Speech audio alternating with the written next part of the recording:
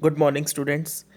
In our today's lecture, we will discuss how the boundaries of the Mughal Empire were reshaped by the emergence of number of independent kingdoms. In chapter 4, we closely discussed about Mughal Empire. Chapter 4 में हमने क्या किया था? Mughal empire पूरा का पूरा हमने discuss किया था। बाबर से शुरुआत हुई थी और लास्ट हमने किया था औरंगजेब तक। 1526 में बाबर ने एस्टेब्लिश किया था और लास्ट जो इसके एम्परर वहाँ पर शो हुए थे वो कौन थे? औरंगजेब। बट इंडिया के अंदर मुगल एम्पायर जो है यहाँ पर ख़त्म नहीं हो जाता। ये तो है एक पीरियड। इंडिया के अंदर मुगल एम्पायर्स जो यहाँ पर रहे हैं, मुगल रूलर्स जो यहाँ पर रहे हैं, तो उनको दो कैटेगरीज में डिवाइड किया जा सकता है। दो पार्ट्स हैं, उसमें दो डिवाइडेशन दिखा सकते हैं हम। वन इज 1526 टू 1707, जो कहाँ पर था? औरंगजेब तक। औरंगजेब के बाद के जो रूलर्स रहे हैं, जो सक्सेसर्स रहे हैं उसके, वो कैसे रहे हैं? वीक रहे हैं काफ़ी। जो किंगडम्स को अच्छे से मेंटेन नहीं रख पाए,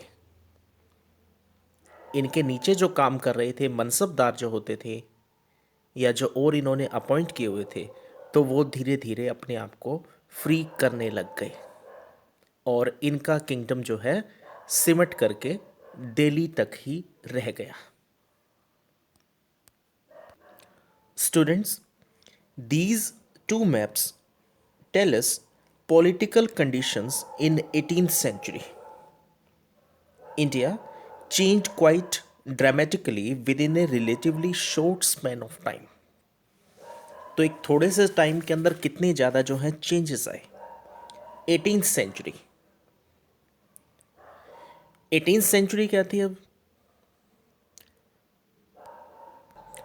students, this topic is from chapter 10th of history textbook, 18th century political formations. अब चैप्टर का नाम है जैसे ये 18th century political formations, तो 18th century क्या है? 1700 से लेकर के 1799 तक का जो टाइम पीरियड है वो किस में काउंट करते हैं हम? 18th सेंचुरी के अंदर। अभी हम जैसे हम कहते हैं कि हम 21st सेंचुरी में रह रहे हैं, we live in 21st century, but year अगर हम काउंट करें तो ईयर क्या चल रहा है? 2020, 2020। तो 2000 से लेकर के 2099 तक, 2099 तक का जो टाइम पीरियड है वो 21st सेंचुरी में है। तो इसी तरह पीछे की जो कैटेगरीज थी वहाँ पर क्या था? 18th सेंचुरी 1700 से लेकर 1799 तक का जो पीरियड रहा है। इसी दौरान in this map we may see external boundaries of the Mughal Empire in 1700। तो ये जो बाउंड्री आपको दिखाई दे रही है, ये बाउंड्री क्या शो कर रही है कि मुगल एम्पायर जो है कहाँ तक डेवलप था, कहाँ तक एस्टेब्लिश हो चुका था, किन किन एरियाज़ को मुगल जो है अपने अंडर ले चुके थे।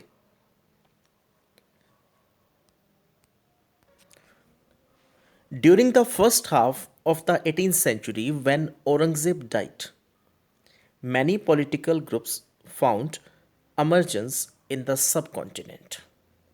तो लास्ट रूलर हमने जो किया था मुगल एम्पायर के अंदर वो कौन सा था? औरंगज़ेब। औरंगज़ेब के टाइम पर मुगल एम्पायर जो है काफ़ी ज़्यादा हाई पीक पर था, अपने आप को काफ़ी ज़्यादा एस्टेब्लिश किया हुआ था, काफ़ी ज़्यादा डेवलप कर चुके थे। In chapter 4 the Mughal empire reach the height of its success and started facing crisis in closing years of the 17th century।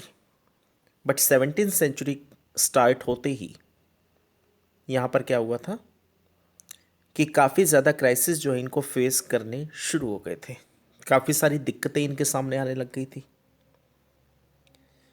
Factors क्या रहे यहाँ पर? अब एम्परर जो था Aurangzeb, had depleted the military and financial resources of his empire by fighting a war in Deccan. तो डेक्कन के अंदर एक वॉर हुई थी यहाँ पे, तो उस वॉर के साथ काफ़ी ज़्यादा जो है फाइनेंशियली लॉस होना शुरू हो गया एक तो इनको. And under his successor the efficiency of the imperial administration broke down. और बाद के जितने भी सक्सेसर रहे हैं 1707 के बाद जो सक्सेसर आए हैं, मुगल्स यहाँ पे ख़त्म नहीं हो गए थे, बल्कि मुगल्स यहाँ पर रहे हैं कब तक, 1857 तक. तो 1857 के बीच का जो पीरियड है, 1707 से 1857 का जो पीरियड रहा है, वहाँ पर मुगल्स जो सक्सेसर थे वो ज़्यादा एफिशिएंट नहीं थे, अपने एडमिनिस्ट्रेशन को कंट्रोल नहीं रख पाए, ब्रोक डाउन हो गए यहाँ पर. 1857 तक ये एम्पायर जो है चल रहा था. 1857 में फॉर्मली मुगल एम्पायर जो है ख़त्म होता है एक तरह से, जब रिवोल्ट्स होते हैं, और रिवोल्ट के बाद बहादुर शाह को हटा दिया जाता है और ये अनाउंस कर दिया जाता है कि अब कोई भी मुगल जो है गद्दी पर नहीं बैठेगा.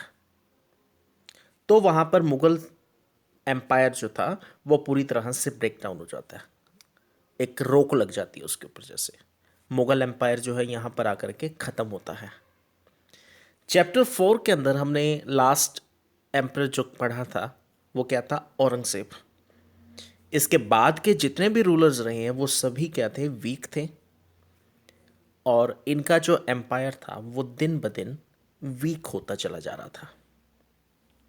मुगल एम्पायर्स के अंदर जितने भी सूबा थे, मनसबदार बनाए हुए थे वहाँ पर इन्होंने कंट्रोल करने के लिए, तो वो लोग अपने आप को फ्री करना शुरू कर दिया उन्होंने.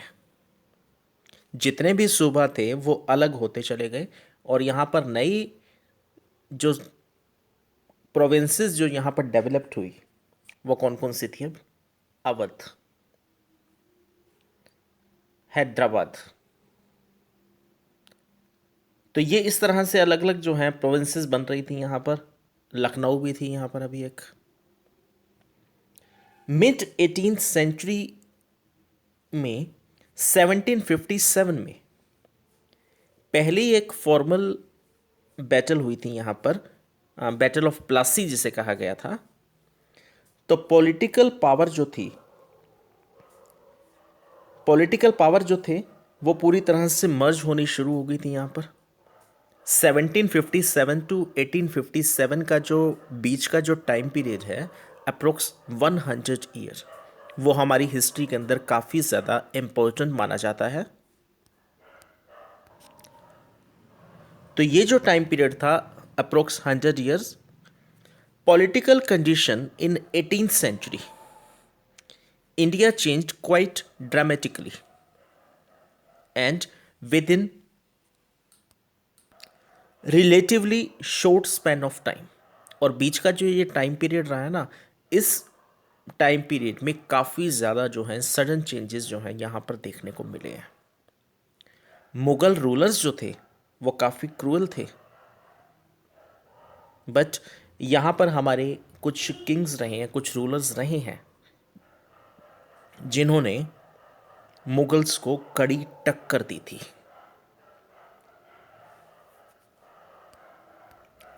उन्हीं रूलर्स में से एक थे छत्रपति शिवाजी. मुगल्स का काफ़ी इन्होंने सामना किया, एक कड़ी टक्कर दी थी मुगल एम्पायर को इन्होंने. हिस्ट्री के अंदर एक और पोर्शन आता है यहाँ पर, बंगाल पर कब्ज़ा भी हुआ था. मराठास जो थे वहाँ पर एक रोल प्ले कर रहे थे अपना. तो यहाँ पर जो पॉलिटिकल बाउंड्रीज जो मुगल्स ने अपनी एस्टेब्लिश की थी कि अप्रोक्स पूरा इंडिया जो है ये कवर कर चुके हैं, इन्होंने पूरा मुगल एम्पायर जो है एस्टेब्लिश किया. मुगल्स भी बाहर से आए थे, बट वो क्या होकर के रह गए, इंडिजीनियस. इंडिया में आए और इंडिया के अंदर यहाँ पर बस करके रह गए, यहीं के हो गए वो. बट ब्रिटिशर्स यहाँ पर जब भी आए, या और डच, फ्रेंच, ये जो लोग भी आए यहाँ पर, इन्होंने क्या किया, इन्होंने सिर्फ इंडिया को लूटा और वापस जाना। तो ये लोग तो थे यहाँ पर जो आकर के बस चुके थे। तो पहले जो रूलर्स थे वो क्या थे, इंडिजीनियस। अब इंडिजीनियस से क्या होना शुरू हो गया, फॉरेन रूलर्स। फॉरेन रूलर्स कैसे हुए, अब यहां पर कौन आ रही है, British control, mid 18th century. Delhi सल्तनस और अर्ली मिडिवल रूलर्स जो थे वो बाहर से आए तो थे, इंडिजीनियस होकर रह गए। बट मिडिवल हिस्ट्री से मॉडर्न हिस्ट्री तक हम कैसे जा रहे हैं अब ब्रिटिशर्स जो थे यहाँ पर आए, ट्रेड किया, अपने आप को यहाँ पर एस्टेब्लिश किया कंपनी के साथ, और फिर यहाँ का जो वेल्थ था उसको लूटा और फिर वापस जाना शुरू कर दिया।